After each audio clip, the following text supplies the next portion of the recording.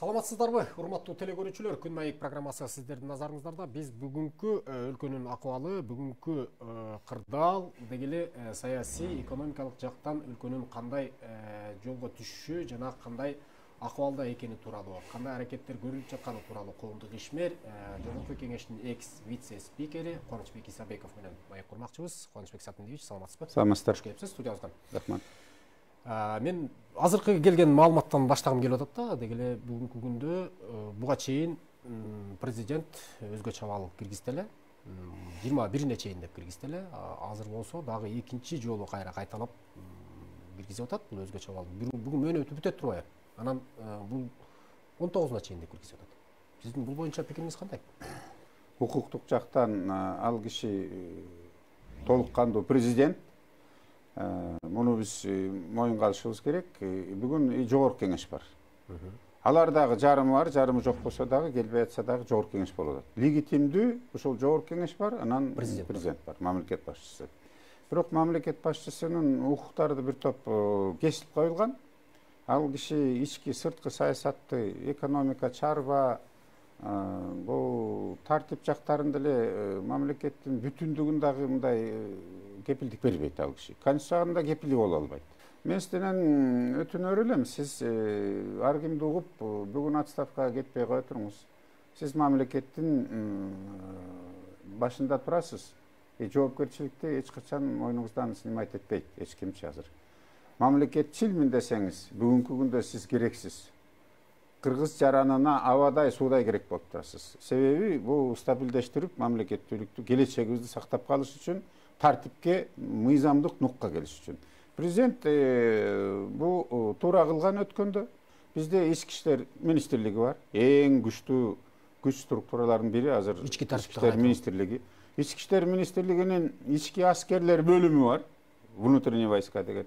Коопсуздук бизде мамлекеттик комитет бар. Алардын дагы өз-өзүнчө структуралары бар. Мисалы Альфа ТГУ деген структуралар бар. Такыр болбой баратса МЧСтин дагы бөлүктөрү бар биздечи. МЧСтин аскери бөлүктөрү бар. Андан сырткары бизде ГСИН бар. Андан сырткары финансылык полиция бар. Алар дагы мындай курал алып жүргөн акысы бар. Ал тургай бизде ушунчалык башаламандык конституцияда бар.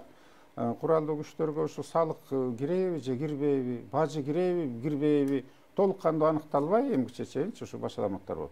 Бирок алар дагы офицерлик наамдарды тагынып тургандан кийин алар да келип катарга туруп, ар бир жаран катарга турганга акысы бар.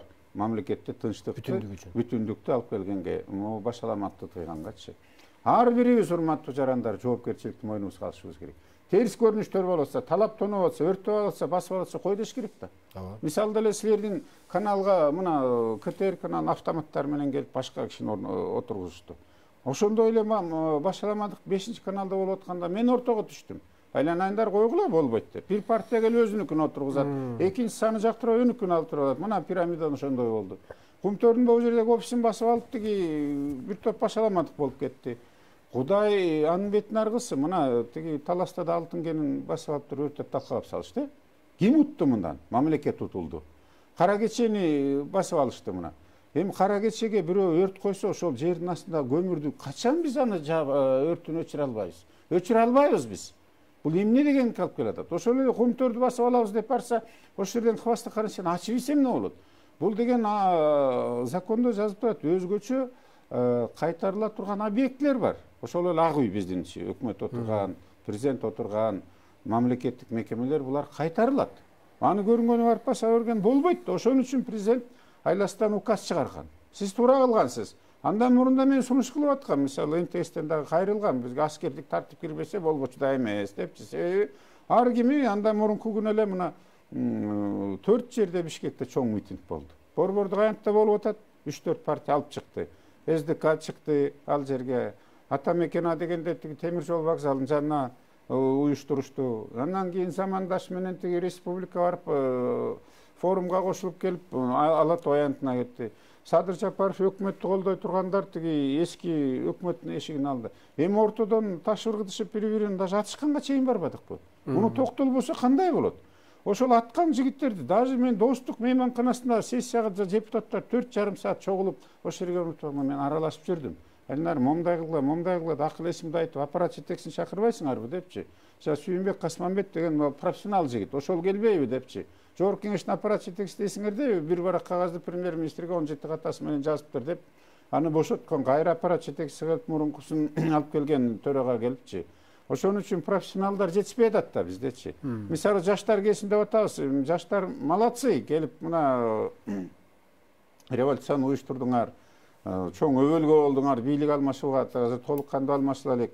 Ошол эле шайлоого башка таза шайлоо болсун деп аракет кылдыңар. Тилекке каршы бир жигит өлүп калды. Мен силердин экрандан колдонуп туруп көңүл айткым келет ошол жигиттин тууган уругуна. 1000ге жакын киши жарадар болду. Азырда 50ге жакын киши реанимацияда жатат.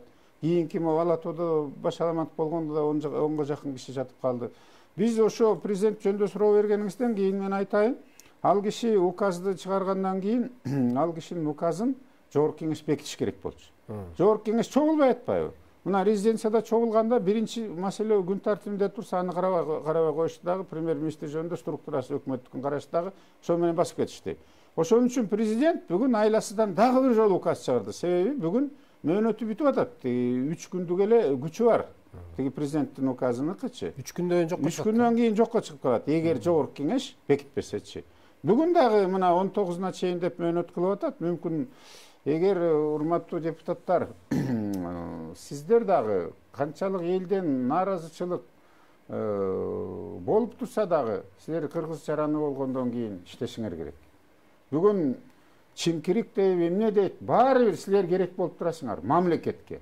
Анан өзүңөр ушул маселени, мисалы азыркы президенттин дагы указын бүгүн эртең чогулуп бекитпесеңер, кечеңдетсе. Кандай болот кечеңдетсе?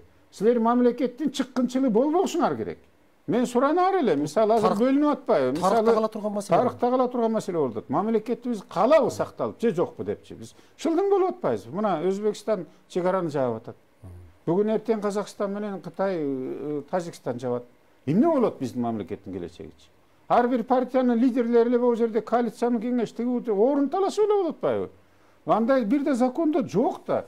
Урматтуу ошо партиянын лидерлери, Борбордук шайлоо комиссиясы 4-октябрдагы шайлоонун жыйынтыгын жокко чыгарды. Андан кийин бир коалиция сотко берди. Мына Бишкек административдик соту аны четке какты, канааттандырган жок. Эми алар шаарга жогорку сотко барат. Анан бул жерде деген закондо карама каршылыктар көп болуп атпайбы? Сиз президенттин указы боюнча сурадыңыз, эми мен дагы бир жолу айтып коет. Президент бүгүн деген буну айласынан киргизди, бүгүнкү указдычы. Туура кыласыз, Сооронбай Шарипович. Эгер бул болбосо дагы уланып кетиши мүмкүн. Кечээ мисалы Республика партиянын саясий кеңеши элге кайрылуу жасап атат. Мына Садыр Жапаровдуку туура эмес, кворум болбой калган, ишеним каттигиндей болду. Биз мисалы башка күчтөрдү чакырган турабыз. Биз Өмүрбек Бабанов кеткен жок депчи. Анан кайра мисалы түрмөдөн сот чечими жокта чыгып кеткендер болбоду. Атамбаев, Мискенбаев, тиги мурунку сот департаментинин жетекчиси Фарид Ниязовтар ал кайра камалды. Сапар Исаков издеп атышат. Анан мен да корком. Түрмөлөрдөн баары чыгып кетсе эмне болот депчи. Ошол башаламандык болуп атканда аскер бөлүгүн эсиңерде 10-жылы Ошто кыргыз-өзбек салгылашы болуп атканда аскер бөлүгүн барып куралдарын тартып кеткен. Ошол эле ички иштер органдарынын бир ровду же УДга барып да курал жабдыгын алып кетсе эмне болот? Мында акыбалдан пайдаланып. Ал кесип атылат да. Достук мейманканасында депутаттар чогулта албай атсак, депутаттар отура турган жерге бир кызыл курткачан жигит тапанча тагынып алып барып отуруптур. Эми бири-бири менен пикир келишпесе ошолор атса эмне болот? Кечиресиз, сөзүңүздү бөлөйүн. Мына жерден дагы бир маселени сизден сурап калайын. Өзүңүз келдиңиз. Деги эле мен ушуну түйүнүн бир көп соц тармактарда ушул суроонун түйүнүн көптөр биле албай атышат. Суроо көп болуп атат да. Депутаттардын жоопкерчилик маселеси боюнча. Сиз өзүңүз юристсиз, мыйзамдарды жакшы билесиз. Ушуну айтыңызчы. Мына мамлекеттин тагдыры кылдын учунда, кылычтын мизинде болуп турган убакта депутаттардын бирден бир, өзүңүз айттыңыз, легитимдүү биздин бийликтин бирден бир өкүлдөрү бул депутаттар президент менен катар. Анан ушу депутаттар керек болуп турганда кыйчалыш мезгилде келбей койгону, маселен жанагындай премьер министрди шайлоого келбей койгону, сиз өзүңүз айтып аткандай жанагындай өзгө чабалы президенттин буйругуна кол койбой чогулбай аткандыгы, указын бекитпей аткандыгы маселеси, ушулардын баардыгы биригип келип бир мына кайдыгер карагандыгы үчүн бир жоопкерчилик маселеси барбы, мыйзамда барбы, ушул жазылганбы? Бул жерде бийлик бутактарынын азырчы мисалы аткаруу бийлиги илинип калды. Мыйзам чыгаруу бийлиги үчөө тең болуп айтылган менен мыйзам чыгаруу бийлиги парламент баары күчтүүрөөк кылат. Себеби өкмөттү шайлайт, бекитет, программасын бекитет. Жанагы бизде эмнегедир бул сессияда дагы ошол жалгыз эле өкмөттү карап коюшту. Бизде борбордук органдар да бар өкмөттөн тышкары. Ошол эле башкы прокурор жок болуп кеткен. Мына кийин кайра барды. Анын ордуна бир эмес бир күндө экөө барып отуруп алган. Андан сырткары мына БШК бар. БШКны дагы жогорку кеңеш бекитиш керек. Андан сырткары мына улуттук банк деген бар, эсептеп палата деген бар. Булар борбордук органдарга кирет. Аны мисалы башкы прокурорду президент сунуштайт, бирок жогорку кеңеш аны бекитиши керек. Ал тургай жогорку кеңеш бир жылда бир жолу отчетун алат ушул органдардынчы. Анан жогорку кеңеш бул жердечи президент мисалы Конституциянын 3-чү, 4-чү жана 15-чи беренелеринин негизинде азыр указ чыгарып атат. Баягынкы бул бийлик бутактары бири-бири менен да байланыш жок болуп калды азырчы. Экинчиден, ошол жогорку кеңештин дагы аппараты бар, бирок жок десе болуп атат. Иштеген орду жок. Мына Ак үйдүн бир топ этаждарын өрттөп ишти, талкалап ишти. Маанилүү документтер да жок болуп кетти. Ошол жерде балам да жүрдү эле, балам айтат, атай, огнетушителдин бирөө да неисправный экен дейт. Жанагы секреттүү документтер өрттөп атканда өчүрөлүк десек дейт. Бул эмне деген жорук болчу эми? Анан ошол жерге бир төраганын ордуна орун басарлары, бир топ депутаттар келип, эмне болду, бир басып барып көрүп койду иштеген жеринчи. Ошон үчүн көрүнгөн жерде башка кала партия өкмөй кылып атпайбы? Жогорку кеңештин депутаттары, силер деген кыргыз жараны болгондон чыккынчылык кылбагыла. Силер деген мен бул партиянын лидерлерине, мен премьер-министр болом дегендерге да кайрылар элемчи. Силер көкүтпөгүлө элдичи, кайра элди алып чыкпагыла.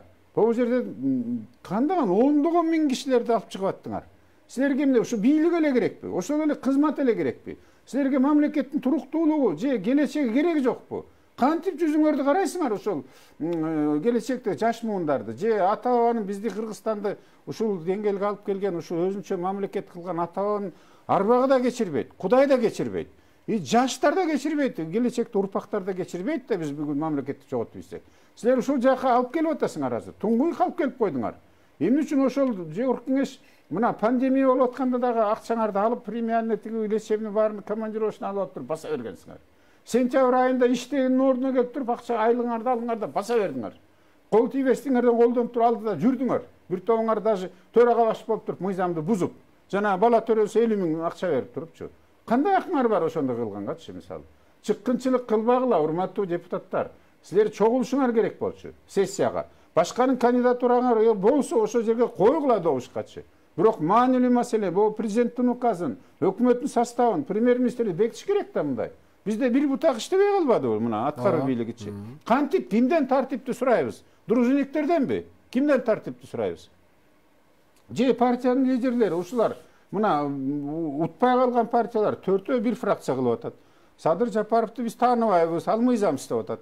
Өмүрбек Бабанов премьер-министр болот, биз аны колдойбуз деп 3-4 партия чыгып атат. Мына ошол замандаштын лидери жүрөт ал жерде. Республика демилгечи болуп атат, Ата Мекен болуп атат, СДК болуп атат, СДПК, СДКчы. Эми бул жерден жумушту келгиле экинчи орунга койгула. Орун басары болгула. Отуруп сүйлөшкүлө Садыр Жапаров менен. Садыр Жапаровду колдогон эл көп болуп атпайбы? Эмне Кыргызстанды бөлүп ийесиңерби? Ансыз деле мына түштүктө бийликтин бүгүнкү убакта укугу болбой калды. Түштүктө влияниясы жок болду. Ал жерде дагы 3 облусту чогултуп, бенси эчтеке кылбайсыңар деп Мырзахматов мелис да жүрөт ал жерде дагычы. Президентти колдоп да митинг болду. Асылбек Жээнбековду колдоп митинг болду. Кайра сабашы, урушуу, чабыш болуп кетпедиби? Губернаторлор кетип калып, кайра келишти. Акимдер кетип калды бир топторучу. Анан бул жерде өкмөттүн мүчөлөрүндө кээ бирлеринин орун барып басып алып атпайбы? Сиз бир 50 кишини чакырып барып эле басып алсаңыз жакшы болобу? Мен бир 100 кишини алып барып турупчу. Биз деген сактап калбасак, бычактын кырында турат мамлекет азырчы. Анан бул жогорку кеңеш өзүңөрдүн жоопкерчилигиңерди сезишиңер керек. урматтуу депутаттар. Силердин мөөнөтүңөр да бүтүп калды мына. Бирок закондо, конституция боюнча жазылып турат бул жердечи, жогорку кеңеш боюнча ошол 5 жылдык мөөнөткө 120 депутат шайланып келет депчи. Жогорку кеңеш, мыйзам чыгаруу бийлиги. Анан бул конституцияда дагы кызыгы бул тиги партиялар шайланат деген бир дагы беренесинде пункт жок. Ошондой жок болот. Депутаттар. Бизде жогорку кеңешкечи партиялар шайланып келет деген жок. Ошол эле маалда конституциялык мыйзам шайлоо боюнчачы бизде норма бар. Конституция кандай ык менен алынат? Конституциялык закондор кандай ык менен алынат? 61 депутат келсе, жогорку кеңеш сессиясын ачканга укугу бар. Ал жарымынан көп. Бул бизде жогорку кеңештин регламент мыйзамы бар. Ошонун негизинде иштеш керек. Бирок конституцияга же конституциялык закондорго 61 эмес, даже 79 депутаттын өзгөртүү толуктоо киргизгенге акысы жок. Себеби ал жерде 80 депутаттан кем эмес деп жазылып турат. Демек 81 депутат добуш бериш керек бул конституциялык мыйзамга. Конституциялык мыйзамда партиялар жазылып калган. Эми бул мыйзамды конституцияны өзгөртүш үчүн бул деген бир убакытта өзгөрбөйт. Азыр мындай биз бул эл башы болом деген кишилер дагы түшүнбөй атасыздар, урматтуу эл башы болом дегендерчи, партиянын лидерлеричи. Бул жерде конституциялык кеңешмени жогорку кеңеш бекитип бериш керек. Эгер өзгөртөбүз десек, өзгөртүш керек сөзсүз түрдө. Бизде конституцияны алып келишибиз керек өзүбүз нуккачы. Мисалы президенттин дагы бул экономикага, ички сырткы саясатка кийлигишкен акысы жок. Бирок СДПК Атамбаевдин убагында сырткы саясатты президентке берип койгон. Ошол эле маалда конституция имеет прямое действие дейт. Конституцияга карама каршы келген закондор иштебеши керек. Конституция так жазып койгон. Өкмөт Кыргызстандын биримдигин, чек аранын бүтүндүгүн өнөйдү. Ички сырткы саясатты, экономиканы, чарбаны, ошол эле сиз айткан кумтөр, башка маселелердин баарын чече турган өкмөт. Даже жогорку кеңеш эмес, даже президент дагы эмес, өкмөт. Ошол эле маалда карабайсыңарбы, бүгүнкү күндө сот бийлиги дагы моралдык жактан парализовано болуп калды. Алар дагы барып 1000 кишини чогултуп барып бирөө сени коркутуп үркүтөм десе, атып салам да чечим чыгар десе эмне дейт азырчы. Ушундай болуп атпайбы? Ошон үчүн укуктук нук калып келе турган эң жогорку бийлик азыр жогорку кеңеште турат. Ошон үчүн бул жерден конституциялык кеңешмени бекитип берсе, бул жогорку кеңешчи. Ал конституцияны эч ким өзгөртө албайт азырчы. Конституциялык кеңешмени мейли 15 кишиден профессионал юристтерден мейли 30 киши 20 киши кылсын. Бирөөнү төрага кылып туруп, орун басарын. Андан кийин ал силер аркылуу массалык маалыматка кеңири талкууга алыш керек. Булар иштеп жасаган долбоорун элге, журтка чыгарса. Юристтер, эл аралык тажрыйбалуу, өзүбүздүн нукура тарыхыбызды, дилибизди, тилибизди эске алышы керек. Кыргызстандын идеологиясы жок болуп атпайбы? Идеология бекитилген эмес, улуттук идеология жок бүгүнкү. Ошону эске алыш керек. Андан кийин аларды ошол конституциялык кеңешме иреттейт, мөөнөт бериш керек аларга.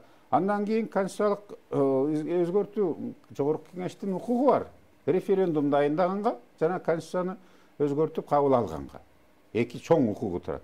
Ал 70-беренеде жазылып турат, так эле жазылып турат. Демек, бул жогорку кеңеш аны жасай албайт. Бул жогорку кеңештин мөөнөтү бүтүп атат. Анын үстүнө элден да нааразычылыктар көп. Бул жогорку кеңеш конституциялык кеңешмени бекитип берсе, мисалы азыр президент же өкмөт башы демилге кылып туруп, келгиле мону бекитип бергиле депчи. Сунуш кылып. Же болбосо орун талашып аткан партиялар деле келип, келгиле мындай нукка келели депчи. Андан кийин ал жарым жылда кабыл алынабы? Аны деген 3 окуудан кабыл алат, комитеттерден өткөндөн кийин. 3 окуунун биринчи окуучусу менен экинчи окуунун аралыгы 1 айдан кем эмес мөөнөттө деп конституцияда жазып турат. Биз төбөйлөй албайбыз да. Биз ансыз деле тиги мына убактылуу өкмөт, самопальный өкмөт менен 10-жылы келгенбиз эмне болду? Мына жыйынтыгын бүгүн да көрүп атабыз. Алардын деген чечимдерин, декреттерин сотко бериши бит эле болбоду. Декрет менен менчик алынган объектилердин кайсысын көрдүңүздөр? Бирөө да жок азыркы чеке жылтарлык эчтеке жок. Ошол эле маалда качып кеткен Надель деле банктын талапты ийгенден кийин тиги Европанын сотуна берип туруп Кыргыз өкмөтүнүн 17 миллион евро утуп койбоду. Биз эми ошого баралыкпы? Эч кандай мыйзамдык бизде бир эле жол бар. Ушул жерде маселен ушул убактарда мезгилде юристтердин мындай бир чогулуп бир маселе көтөрө турган мезгили болуп атпайбы? Ушул жерден айрым коомчулук түшүнбөгөн айрым маселелерди тактап берип, ушундай бир чогулуп бир маселе көтөрүп турса кандай болот эле? Профессионалдар иштей турган, жаштар иштей турган маселелер бар. Мисалы, сиз праваңыз жок болсо шопурдун окуусун окубасаңыз машинени кантип айдайсыз, чынбы? Авария кыласыз да. Кандай перепечать эткенди да билбей, светофор тиги талаптарды билбейчи. Анан бул мамлекет деле бүгүн эшиктен кечке кыйкырып келип анан ой ушул жакшы экен, айткан жакшы экен деп мамлекетти башкарыш кыйын да. Коңшу колоңдор менен келишимдер болот, закондорду жазып, мына бизде жаштар деле көп иштеди. Мен деле жаш балдарым бар. Мен делечи. Бирок алардын өскөнүн мен да каалайм. Бирок ошол мыйзам жазуу бул жогорку кеңештин 3 моюнда вазифасы бар. Тилекке каршы жетекчилер да билбей атпайбы. Биринчиден бул мыйзам чыгаруу, экинчиден мыйзамдардын чыккан мыйзамдардын контролдоо кандай аткарылып атат. Бул эң жогорку контролдук функция жогорку кеңеште. Үчүнчүсү шайлоочулар менен иштеш керек. Партийный система келген, шайлоочулар унутуп калган. Анан сиз бул юридикалык жагын айтып атасыз. Мисалы, жанагы конституцияда партия деген жок болгондон кийин, азырчы эми тилекке каршы 120 депутат деп турат. Кыскартса, бир мандаттуудан болсо жакшы болмок. Азыр бүгүнкү күндө элдин талабы да ошондой. Садыр Жапаров да ошону айтып атат. Бир мандаттууга барсак депчи. Анда биз конституциялык законго эле өзгөртүү киргизсе, конституциялык тыюу жок. А жерде бир партиядан шайланат деген сөз жок болгондон кийинчи. Мейли эми айла жок. Жаңы конституция келгенге чейин 120 келсин. Ооба. Бирок бул бир мандаттууга барса, анда бул жерден бир 81 депутат чогулуп туруп, арасында профессионал юристтер бар, Мыктыбек Юсуп, Шабылдаев окшошторчу. Биз да жардам берели юрист катарычы. Бекер эле жардам берели.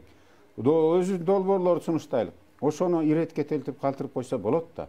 Сизге мен да өрөтүүнчү айтам. Ошол юристтер сунуш кылып атат, мисалы. Кээ бирлери түшүнбөй туруп сунуш кылып атат. Алар айтып атат.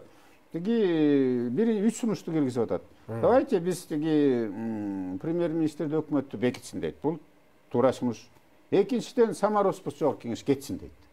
Жогорку кеңеш кеткенге Самароспус болгонго 81 депутаттын добушу керек. 120-нын 81-и макул болуп, ошол сессияга жазуучунун арызын жазып берип, добуш берип, токтом чыгып, токтомго төрага же орун басары кол коюш керек.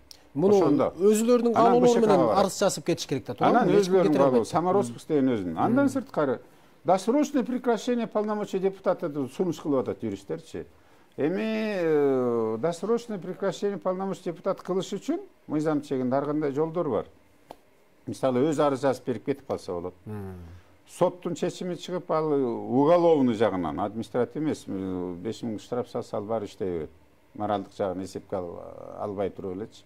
Соттун чечими чыгып 5-10 жылга соттолгон болсо, же башка мамлекеттин жарандыгын алса, же ден соолугундай жараксыз болсо, же болбосо 30 жолу сессияга подряд келбей койсо, жогорку кеңеш сессиясына, анда аны кайра жогорку кеңеш чечим чыгарып алып салса. Жана башка жогорку кеңешпи же партиябы? Жок, партия кетирбегенге аракет кылат, жогорку кеңеш. Бизде деген регламент жөнүндө боюнча комитет бар.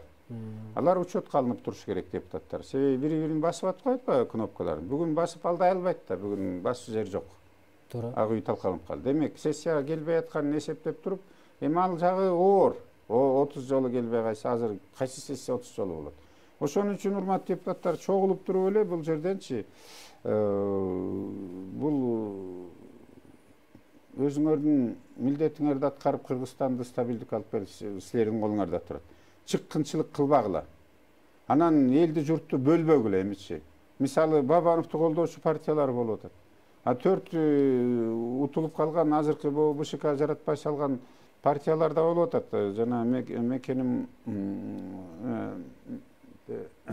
Мекен ынтымагы, реформа, анан Ордо дагы 4-нчү партия. Алар бул Садыр Жапаровду премьер-министр дегенди биз тааныбайбыз деп атат. Сотко беребиз деп атат. Бул жогорку кеңеш туура эмес кылды депчи. Анан мындайлар улана берсе болбойт. Анын үстүнө закондо четко жазылып калган.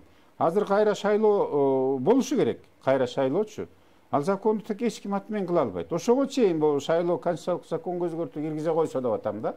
Ошол менен кетсе. А так, мисалы, азыр мурунку шайлоо 4-түндөгү президенттин указы менен аныкталган. Эми закондо БШКны чыгарат чечимдичи. Бирок БШКнын чечиминде мөөнөттөрү бар. Бир айдан эме болот. Анын үстүнө шайлоо боюнча мөөнөтү 3-төн 2-ге кыскарат. Закон боюнча дагычы. Мисалы, 3 ай, 4 ай созула бергенге болбойт. 2 айдын ичинде бүтүшү керек болуп калат. Демек, бул шайлоого ал жерде дагы мисалы закондор бар.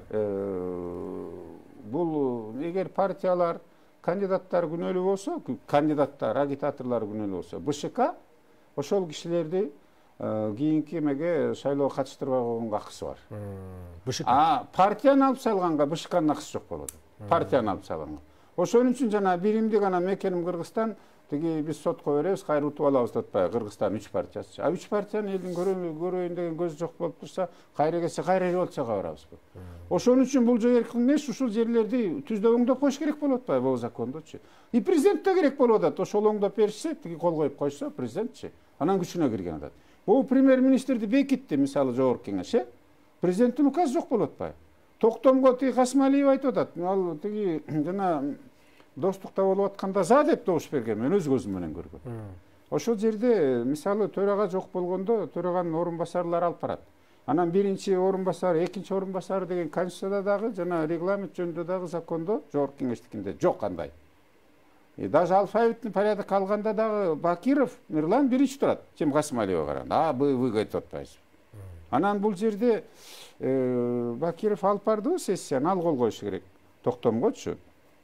Андан кийин тиги Касымалиева мен биринчимин, мен автоматический спикермин деген болбойт. Жогорку Кеңештин төрагасын көпчүлүк менен шайланат, анын жолжобосу бар. И орун басарлары да көпчүлүк менен шайланат. Аларды четке чыгарып салыш үчүн дагы өзүнчө нормалар бар. Өз каалоосу менен кетсе болот. Каалоосу менен мурунку төрага кетти, анан Мыктыбек Абылдаев да кетти.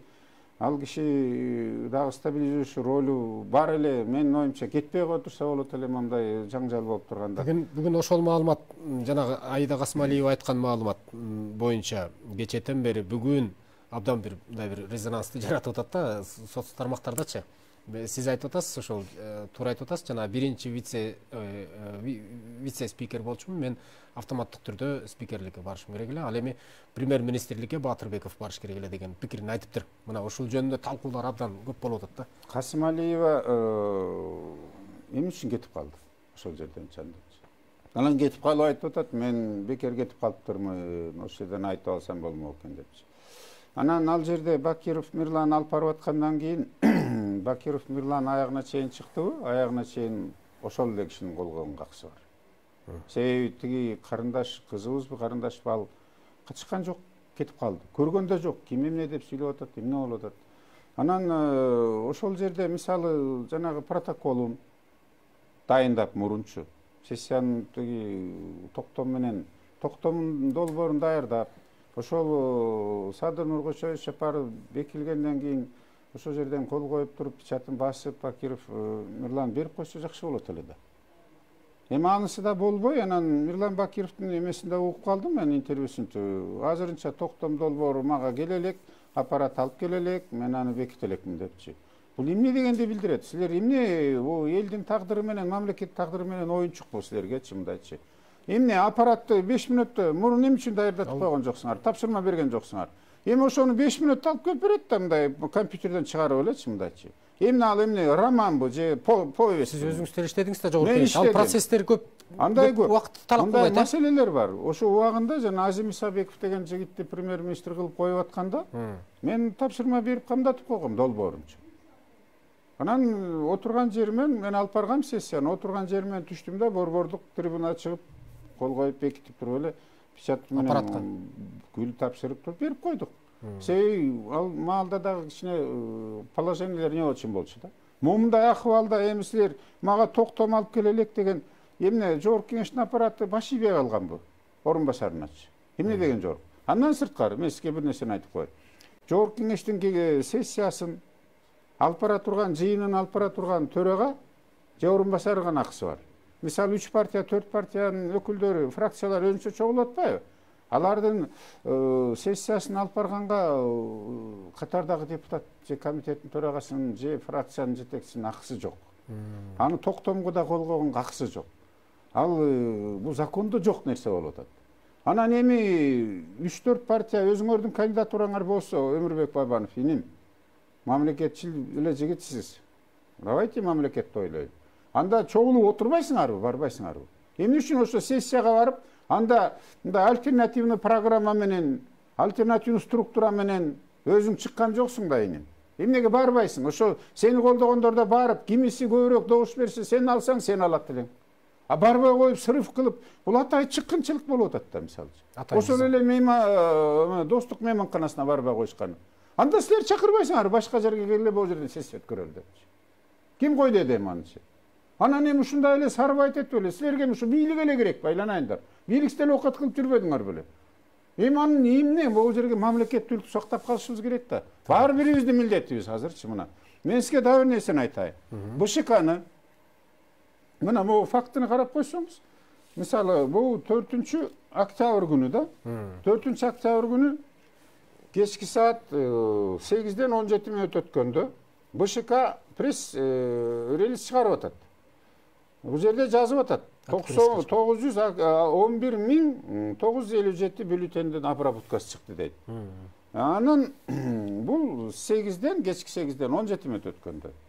Ошондо бул жерден жазып атат. Бул обработкадан мына Мекеним Кыргызстан 18,75% алды. 18 бүтүн эле алып атат. Биримдик 17, Кыргызстан 10, бүтүн Кыргызстан 6, республика 6, анан мекенчил 5 депчи. Андан кийин жарым саатка өтө элек БШКнын төрайымы Нуржан Шайылдабекова пресс-конференция өткөрүп атат.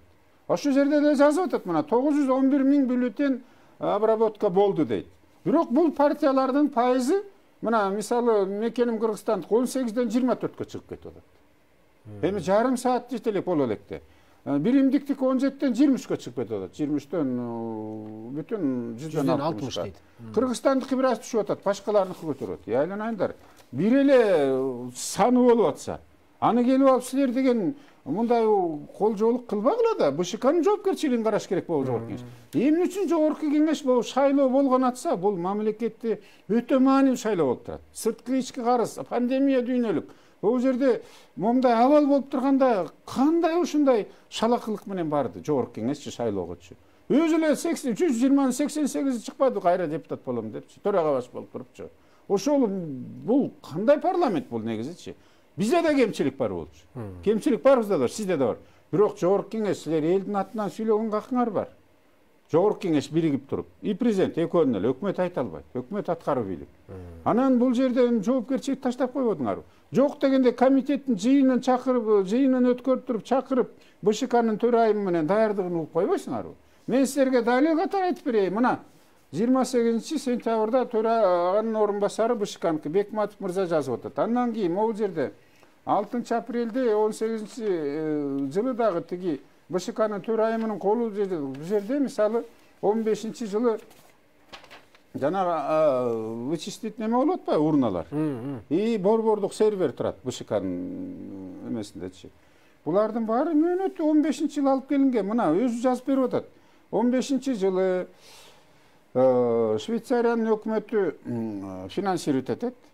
Грант катары. Ошого тиги тендер өткөрүшөт дагы Түштүк Кореядан 2900 дана жанагы урналарды сатып алышат. Эми паспорт жанагы ID карточка паспорт бизде биометрикалык кирбейди. Бул жогорку кеңеш дагы туура эмес кылган. Эгер ошол кирип атса, жок дегенде аягына чейин чыгып койгула да. Бизде биометрикалык паспортко алмашпай мурунку ID карточка менен жүргөн жарандар бар. Алардын дагы биометрик паспорту мөөнөтү бүтө элек. 2022-2023-кө чейинки колдонуп атат алар. Машина сатып алабы, үй сатып алабы, жер сатып алабы, үйлөнөбү, коёбу, башка юридикалык маселелер колдонуп атат. Анда аларды тыюу салыш керек болчу, өкмөттүн эсине жаңы паспорт бериш керек болчу. Бул жерден адам укугу Конституцияда мисалы чөткө жазып турат 31-беренедечи. Өзүнүн оюн билдиргенге, өзүнүн ошол оюн далилдегенге, аны аныктаганга, ал тургай митингти буларга чыкканга акысы бар деп. 52-беренесинде жазып турат, аны мажбурлаганга, адамдын эмесин күчкө салганга, тебелегенгечи. А бизде тебелеп койду. 447 миң кишини Конституциядагы укугун закон менен чийип салышты. Шайлоого хакың жок депчи. А тиги жерде жазылып турат. Бизде деген конституциялык бирине боюнча, биздин 52-бирине боюнча адам деген ошол өзүнүн эмеге шайлаганга акысы бар деп турат. Конституция баш мыйзамда. Калган мыйзамдар шайкеш керек болчу. А бул жерде ошондой вычитывающий аппараттарды алып келгенден кийин Анда ошолорду иштеп атабы жокпу жокпу текшерип коюш керек. Андан кийин 16-жылы дагы 2000 даанасын алып келип атат. Мына. Анан ошол эле Швейцариянын акчасы мененчи тилекке каршы аларды сертификациядан өткөрүш керек. Кай жерде кандай сакталды, кайсы шартта, же күн тамчылап жамгыр болуп аткан жерде сырыс барбы, же эмне болуп атат, же аябай ысык жердеби, же муздак жердеби, же бул дат басып кете турган жердеби, техникага бул автоматизирован, бул электроникада. Анан Кыргызстанда мисалы газсы бизде мамлекеттик комитет бар, информациондук технология жана байланыш боюнчачы, өкмөттүн мүчөсү болуп эсептелет, анын төрагасычы. Ошол жерден мына сертификат берилген экен. 2900 даанасына берилгенде алар мына 14-апрель 17-ден 14-апрель 18-жылга чейин эле жарактуу деп берет. Мөөнөтү бүткөн сертификатты. Берки 2000 даананыкы 6-апрель 17-жылдан 6-февраль 17-жылдан 6-февраль 18-жылга чейин эле деп берилип атат. Демек андан бери жараксыз болуп атат. Андан кийин завод англисчедагы, орусчада жазат. Муну БШК өзү берип атат бизгечи. Бул жерден жазып атат. Гарантиясы 3 эле жыл. Октябрдын 16-сынан октябрдын 19-жылга чейин гарантия берип атат. Андан кийин бул гарантия бербей атат. Мунун оң же оң эмеспи? Бул жерден айтып атат. Ичинде деталдарды Шайлдабеков айтып атат. Биз өзүбүздө эле мастерлер пайда болду, өзүбүз жасап коебуз деп. А завод айтып атат. Ичиндеги расход материал тигуларды срок годности бүтсө алмашканга болбойт, же болбосо ошол завод эле алмашыш керек деп атат. Бул Кытайдыкын же Өзбекстан же Кыргызстандыкын салып койгонго болбойт деп атат. Андан кийин стандартизация болуш керек дейт сөзсүз. Жанагынтип мөөнөтү бүтүп калган стандартизация. Инструкциясын бузганга болбойт дейт. Миру систем деген компания бул, ошол завод чыгарган. Ошол тиги Түштүк Кореянын, ошол берип атат. Андан кийин муну ремонт тигулары болгондо дейт, компаниянын эле деталдары же ошолордун макулдугу керек дейт. Миру системдин. Анан өзгөртүү киргизгенге бул вычитывающий аппараттарга бул заводсуз болбойт деп атат. Андан сырткары хранение, пренебрежительное отношение тоже болбойт дейт, хранение, условия хранения. А бизде кай жерде сакталды ошолор? Мисалы, биз Шайлдабеков айтып атат, бизде мастерлер бар, ремонттоо коет дейт. Бай шайлоо болгон күнү президентибиз Сооронбай Шарипович Жээнбеков барып 5 манжасы менен оң колу менен чыгара албай койду. Көрүп турабыз баарыбыз. Сол кол менен 5 манжасы менен чыгара албай койду. Анан квитанция жазып тияктан чыгарып туруп анан бербеди тигилер. Төрага жогорку кеңештик барган жерден иштебей коюп башка урна көтөрүп келбеди. Бизде ошондойлор Баткенде да болду, Жалал-Абадта болду, Көлдө болду, Таласта болду, Бишкекте. Бул эмнеге алып барды? Мына революцияга алып келди. Бул атайы жасалган нерсе деп эсептейм. Муну башкы прокуратура иш козгош керек. Эмне үчүн БШК ушуну менен барды? Эмне үчүн президент жолугуп атканда айткан эмес? Же айттыбы, же көз жумуп койдубу президент? Эмне деген жол? Бул деген мисалы жанагы 667 адамга бизде шайлоочулардын саны көбөйүп кетти деп БШК өз информация берди. Сентябрь айындачы. Эмне Бакыттан 3-4 пайда болду, Исабековдон 3-4 пайда болду. Да пайда болуп калбады. Мисалы бир эле киши 41 жерден каттоодон өтүптүр. Мирлан Бакиров деги фаворит деген партиянын жетекчиси айтып атпайбы, биз көчмөн элбиз депчи. Кээ бирлери 10 жер, 20-30 жерлерге каттоодон өтүптүр. Ал баары ошол жерден аны ташыбадыбы? Мирлан 41 жерге барып көчмөн боло калыптыр, шайлоо күнү 41 жерге көчмөн болуп барып добуш берип атпайбы? Сатып алуулар болду, түздөн түзчү, подкуп болду. Өкмөт делечи, акыл эси болсо, баарына бирдей шарт түзүп берем десе, баарын токтоп туруп, программаңа эле чыгасың, бул мына массалык калмалык. Андан көрө ошол берген арак, подкупка жумшалган акчалар, күйүүчү май, элди журтту уруу-урууга, жердештикке бөлбөй, андан көрө ошол акчага сен завод куруп кой Баткенге, сен Нарынга куруп кой, сен Көлгө кур. Сен ошону менен баргыла партиялар. Тышкы каршы жумшаганга ортого токтойлу. Жумуш орду пайда болот, бюджетке акча түшөт. Кылмыштуулук да азаят керек болсо, соцфондко чейин бизге ошондой шарт түзүлбөй калбадыбы?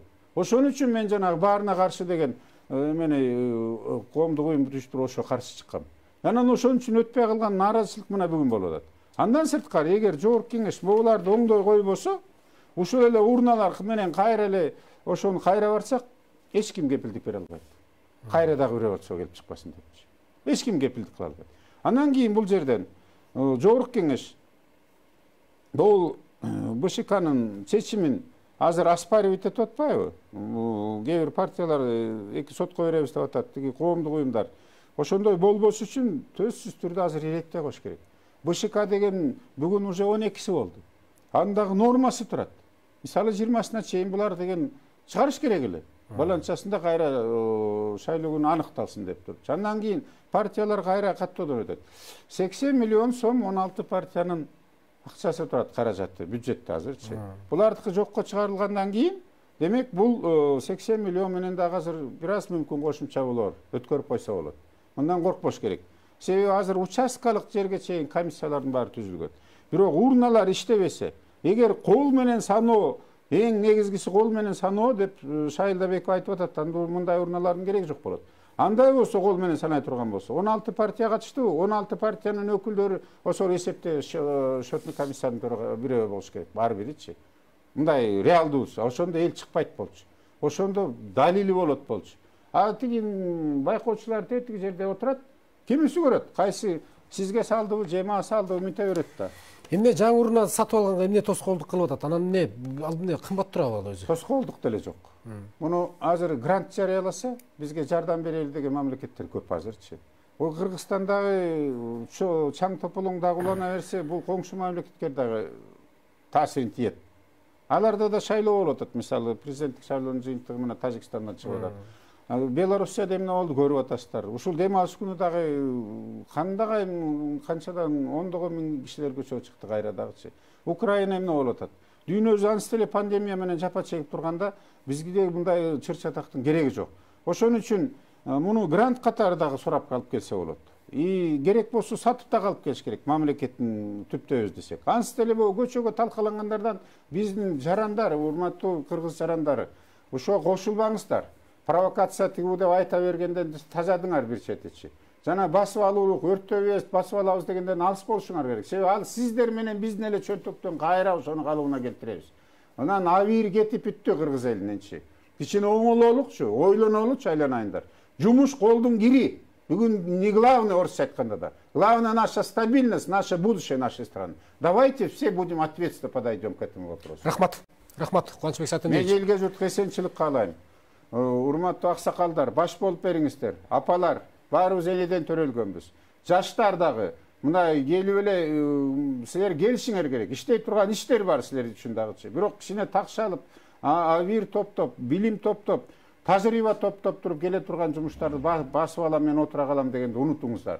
Партиянын жетекчилери, силер дагы кыргыз атуулусуңар. Ошону биринчи ошону эсиңерге салсаңар, жумушту андан кийин көчүрөт.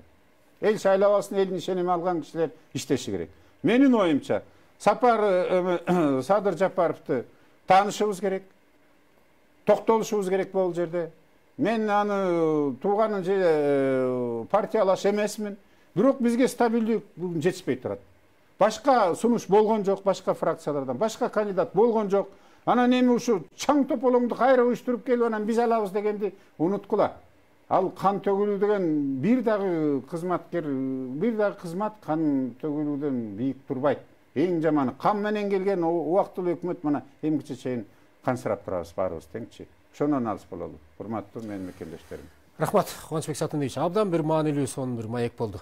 Ишиңизге ийгилик каалайбыз, ден соолук болсун. Эң башкысы өлкөбүз тынч болсун, стабилдүү мамлекетте жашайлы, эң башкысы. Рахмат. Урматтуу телекөрүүчүлөр, биз программабызда өлкөнүн стабилдүүлүгү, бүгүнкү күндө болуп жаткан акыбал, деги эле мыйзамдуу жолго барышыбыз үчүн бизге эмне керек, кандай аракеттер болушу керек деген маселенин үстүндө коомдук ишмер, Кыргыз Республикасынын Жогорку Кеңешинин экс вице спикери Кубанычбек Исабеков менен маек курдук. Саламатта калыңыздар.